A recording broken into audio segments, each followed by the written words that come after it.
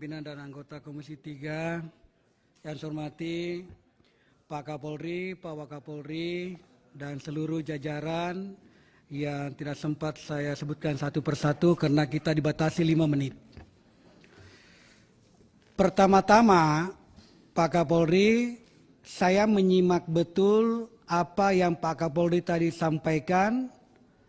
Di awal hingga akhir saya melihat bahwa apa yang menjadi pertanyaan-pertanyaan khusus yang mestinya lahir dalam waktu kurang lebih 1 bulan ini, itu sebenarnya sudah menjawab yang ada di pikiran-pikiran saya secara pribadi. Dan mungkin sebahagian publik juga sudah mendengarkan secara baik tadi. Penjelasan itu saya berharap bisa mempengaruhi juga salah satu survei indikator politik yang pernah menempatkan kepercayaan masyarakat terhadap Polri itu mencapai 80,2%. 80,2%. Setelah terjadinya peristiwa ini, maka drastis turun ke bawah kurang lebih 40-an%. Ini sangat drastis sekali. Kita ke peristiwa ini, peristiwa tembak-menembak. Yang menembak adalah polisi, yang ditembak adalah polisi. Menurut publik menyatakan di media sosial yang mati adalah CCTV. Ini sebenarnya ini adalah sebuah penggelangan kalimat, adalah ketidakpercayaan publik kok bisa polisi menembak polisi. Tetapi apa yang dijelaskan tadi ini adalah bagian daripada jawaban bahwa itulah kejadian yang telah ditetapkan yang disampaikan oleh Pak Kapolri. Saya memasuki Pak, bahwa terbentuknya tim khusus yang dibentuk oleh Pak Kapolri ini menjawab banyak kegelisahan kita. Dan tentu terbentuknya tim khusus ini tidak terlepas dari perhatian khusus dari Bapak Presiden Republik Indonesia yang meminta kasus ini dibuka seterang-terangnya. Jangan ada yang ditutup-tutupi. Saya dari fraksi Partai Golkar menyampaikan terima kasih kepada Bapak Presiden Republik Indonesia karena beliau sehingga kasus ini terbuka secara baik dan bisa disimak oleh seluruh lapisan masyarakat Indonesia. Kemudian setelah Pak Kapolri membentuk tim khusus, maka bekerjalah dengan baik. Perkatakan bahwa terjadi tembak-menembak. Tim khusus menemukan bahwa tidak ada tembak-menembak sebagaimana yang diumumkan oleh Pak Kapolri langsung. Kemudian ada upaya hari ini, kita bicara lagi hari ini, ada upaya bahwa persoalan ini tembak-menembak ini yang tadinya didasari oleh sebuah tindakan pelecehan seksual dugaannya, Pak Kapolri menyampaikan bahwa tidak ada tindakan pelecehan seksual. Tidak ada lagi tembak-menembak, tetapi yang ada adalah ditembak.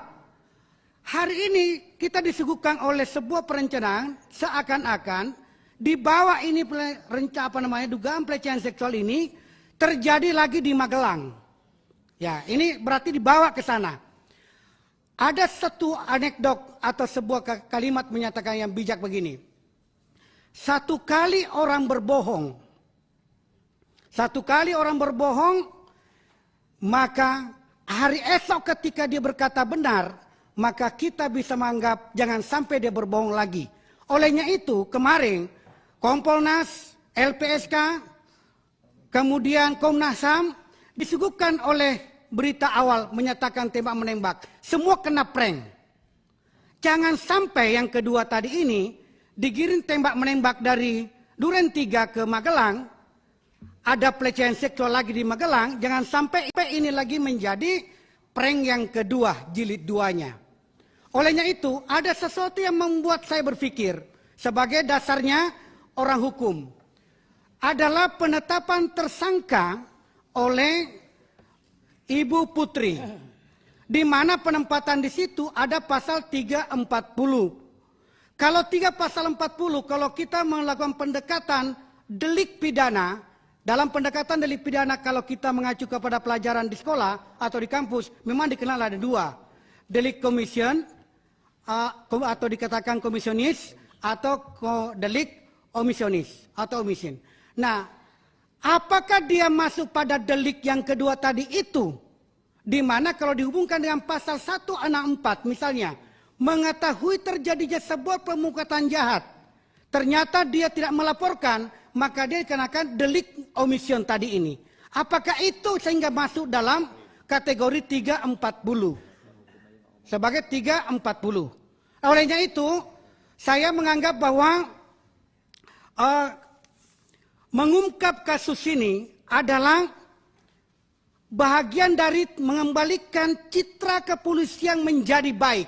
Terbukti, ketika Bapak sudah menetapkan semua tersangka termasuk Bapak Ferdi Sambo menjadi tersangka, secara tiba-tiba meningkat kepercayaan publik kembali kepada institusi kepolisian. Olehnya itu, saya berterima kasih kepada semua tim khusus yang bekerja. Karena Bapak bekerja siang malam sehingga terdongkrak kembali kepercayaan publik kepada institusi kepolisian. Terakhir, saya sangat percaya bahwa institusi ini sangat kita cintai. Teman-teman di sini sepakat, kita harus menjaga institusi ini menjadi bahagian daripada perjuangan bersama supaya meningkat kepercayaan publik. Olehnya itu, saya berharap penerapan semua yang terlibat, kalau memang dia anggota masih memang dilayak dijatuhi sebuah pidana, bukan hanya kode etik kepolisian, maka lakukan Pak. Ini waktunya untuk membuat sebuah kesempatan membuat sebuah kesan yang baik.